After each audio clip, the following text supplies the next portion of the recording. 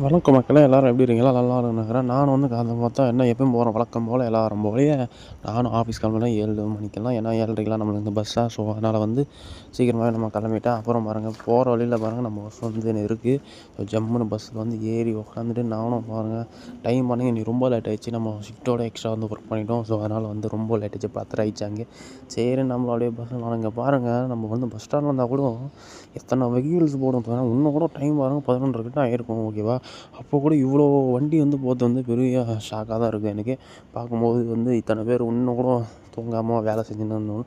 சரி எனக்கும் ரொம்ப மிட் நைட்டில் பஸ்ஸாக, சரி நம்மளும் ஒரு கடைக்கு இருந்துச்சு பிரியாணி குஸ்காவும் கவாப்பும் போட்டு ஜம்முன்னு நானும் வந்துட்டேன். இந்த ரோட்டில் பாருங்கன்னா நம்ம டாகிங் ஸ்டைல்ஸ்லாம் வேறு மாதிரி வந்து இருக்கிறானுங்க. எனக்கு கொஞ்சம் பயமாக தான் இருக்குது. ஏன்னு கேட்டால் நம்மளாம் கடிச்சிடும், யாரும் வேறு வேலை இல்லையா, நம்மளை எதனா போட்டு கடிச்சிருவாங்களோ அப்படின்னு சொல்லிட்டு பயமாக தான் இருக்குது.